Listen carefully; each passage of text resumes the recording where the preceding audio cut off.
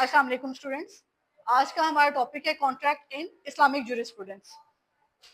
कि कॉन्ट्रैक्ट की Islamic jurisprudence में अहमियत क्या है, उसकी वैल्यू क्या है और उसके लिए terms and conditions Islamic jurisprudence क्या बताता है। कॉन्ट्रैक्ट आपने ऑलरेडी ये टॉपिक पढ़ा होगा बिजनेस लॉ में।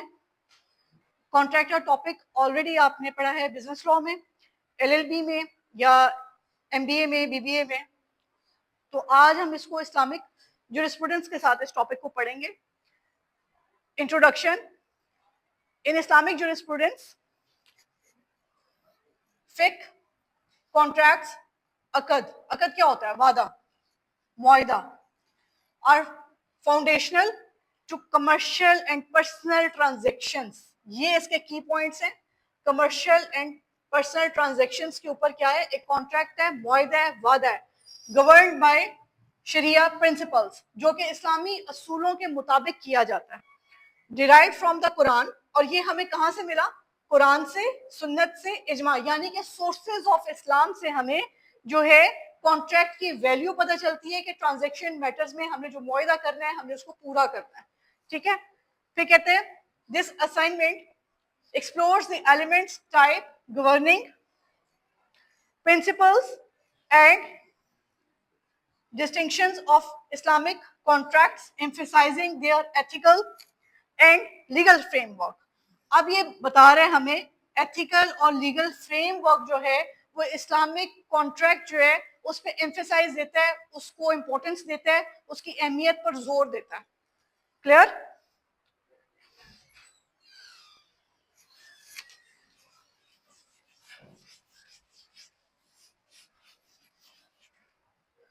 Essential elements of valid contract. अब वैलिड कॉन्ट्रैक्ट में क्या बता रहा है? अब valid contract in Islam is requires के इस्लामिक पॉइंट ऑफ व्यू से वैलिड कॉन्ट्रैक्ट की क्या टर्म्स एंड कंडीशंस हैं, उसकी रिक्वायरमेंट्स क्या है? फर्स्ट ऑफ ऑल क्या? ऑफर, और फिर क्या है? Acceptance, must be explicit, mutual, occur in the same session, यानी कि म्यूचुअली जब एक शख्स दूसरे को किसी कॉन्ट्रैक्ट में शामिल होने के लिए कोई ऑफर देता है तो उसकी सेम सेशन में जो है एक्सेप्टेंस आनी चाहिए, तो then it becomes a contract. इसके लिए एग्जांपल दे रहे हैं। A seller says I sell this car for ₹10,000। इसमें आप एग्जांपल कोई भी सेट कर सकते हैं। ठीक है। And the buyer responds accept. एक शख्स कहता है कि मैंने ये गाड़ी सेल करनी है, लेट्स सपोज 10,000 में करनी है, 1 लाख में करनी है। तो दूसरा बंदा अगर वो कहता है 1 लाख में मैंने सेल करनी है, वो इस ऑफर को एक्सेप्ट कर जाता है, तो ये क्या हो गया? इनके बीच में एक कॉन्ट्रैक्ट हो गया, एक वादा, एक मुआहिदा हो गया कि उसने उसको अपनी कंसेंट शो कर दी है कि ठीक है मैं लेना चाहता हूँ। क्लियर?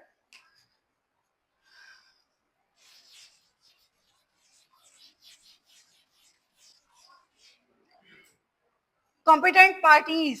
कॉन्ट्रैक्ट को करने के लिए दोनों पार्टीज की कॉम्पिटेंसी पर बात करता है कि कॉम्पिटेंट पार्टीज कौन सी कंसिडर होंगी जो कॉन्ट्रैक्ट के लिए जो है एक वैलिड कॉन्ट्रैक्ट के लिए कंसिडर होती हैं।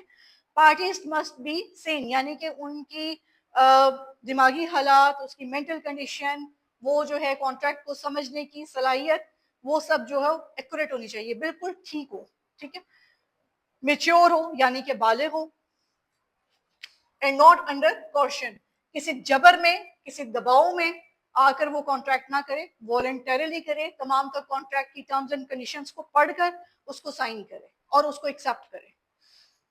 सब्जेक्ट मैटर, यानी कि किस चीज के ऊपर कॉन्ट्रैक्ट है। जैसे उसने गाड़ी की एक एग्जांपल दी थी कि उसने कार को सेल करना है, दूसरी पार्टी ने उसको ओके किया कि ठीक है मैं इसको परचेज करूंगा, तो ये एक दोनों के दरमियान में एक रिलेशनशिप जो है कॉन्ट्रैक्चुअल वो बन गया। तो इस तरह से कहते हैं वो क्या गाड़ी क्या था, वो सब्जेक्ट मैटर था।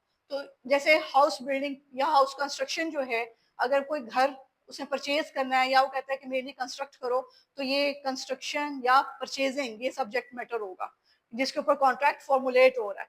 मस्ट बी लॉफुल, कहता है वो जो सब्जेक्ट है वो क्या है? मस्ट बी लॉफुल हो, एग्जिस्टिंग फॉर्म में हो, डिलीवरेबल हो, क्लियर एंड डिफाइंड हो, डेफिनेट कंडीशन में मौजूद हो, यानी कि एग्जिस्टिंग फॉर्म में एक चीज हो। ठीक है। तो उसके ऊपर कॉन्ट्रैक्ट है।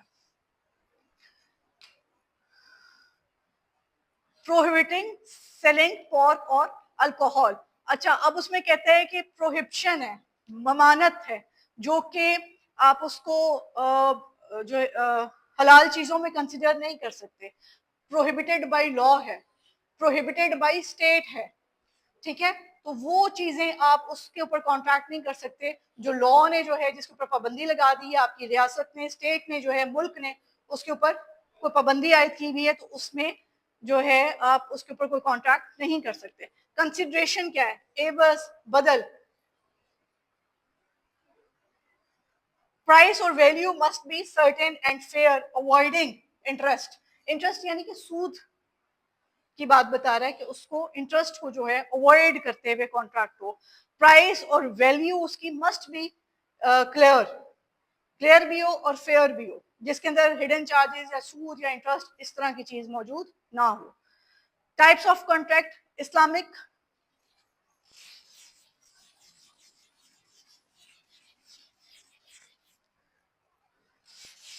Islamic law recognizes diverse contracts, tailored और ethical norms. इस्लामिक लॉ जो है वो उसको रिकग्नाइज करता है, डाइवर्स कॉन्ट्रैक्ट्स को, टेलर्ड टू एथिकल नॉर्म्स को भी। फिर कहता है सेल, बेनामा जो होता है, सेल डीड, बेनामा, ठीक है, या उर्दू में उसने ये बे लिखा हुआ है।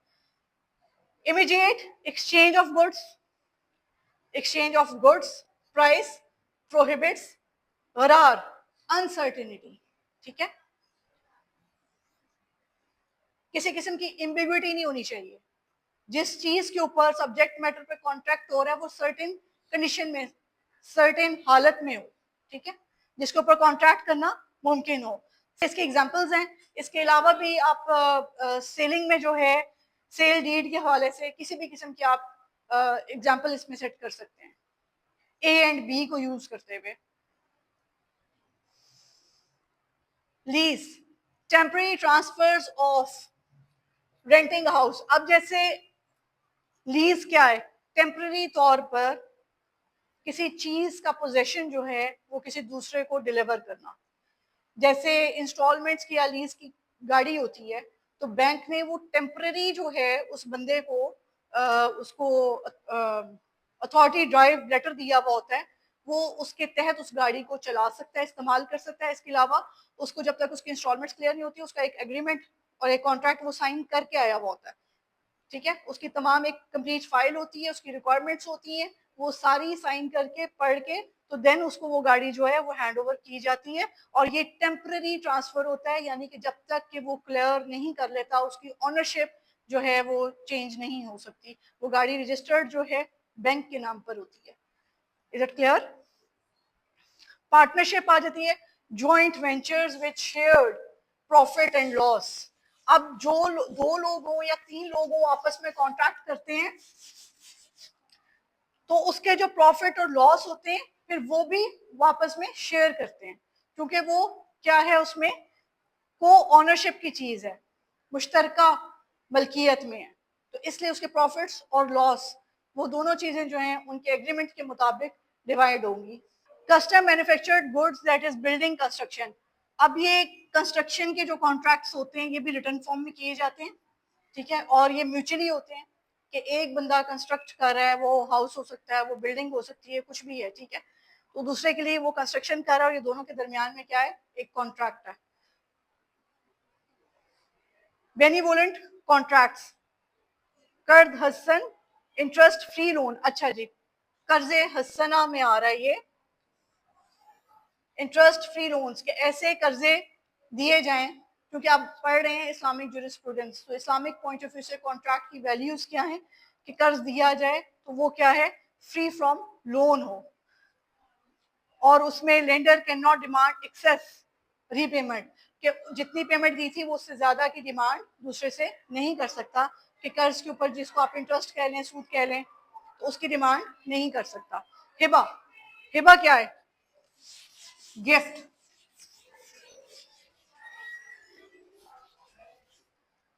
हिबा गिफ्ट, इरिवोकेबल गिफ्ट, ठीक है। इसकी फर्दर हम फिर डिटेल्स पढ़ेंगे कि कितने परसेंट हिबा हो सकता है।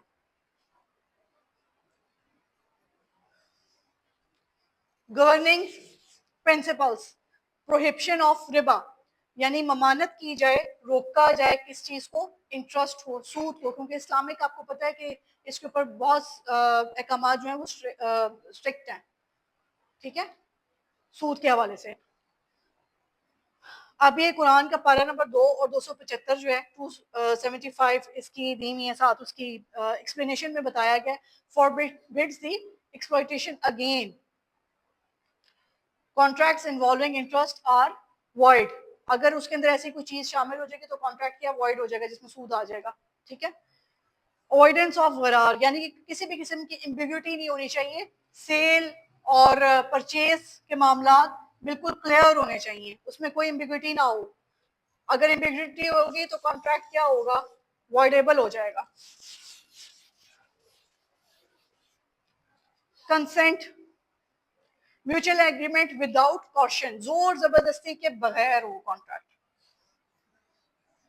अनड्यू इन्फ्लुएंस नहीं होना चाहिए, दबाव जबर नहीं होना चाहिए, लॉफुल पर्पस, और जो कॉन्ट्रैक्ट किया जाए वो लॉफुल पर्पस हो, contracts for illegal activities that is gambling are void, अगर जुए के ऊपर कोई कॉन्ट्रैक्ट बेट लगाकर जो किया जाता है, ठीक है, तो वो चीज क्या है, वो वॉइड कॉन्ट्रैक्ट का हिस्सा है। Public interest, contract should not harm society, ऐसे कॉन्ट्रैक्ट्स करने चाहिए जो मुआशरे के लिए नुकसानदेह ना हो। Classification of contracts, valid, meet all conditions,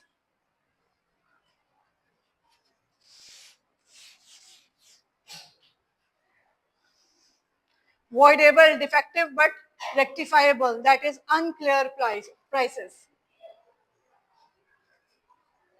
Void contract, वही जो आपने ऑलरेडी इसको कॉन्ट्रैक्ट में पढ़ा था, एसेंशियल्स ऑफ कॉन्ट्रैक्ट में, कि अगर कॉन्ट्रैक्ट जो है वो void होगा तो fundamentally unlawful, that is selling of stolen goods. Modern application, co-ownership between bank and buyer, ये भी एक कॉन्ट्रैक्ट है।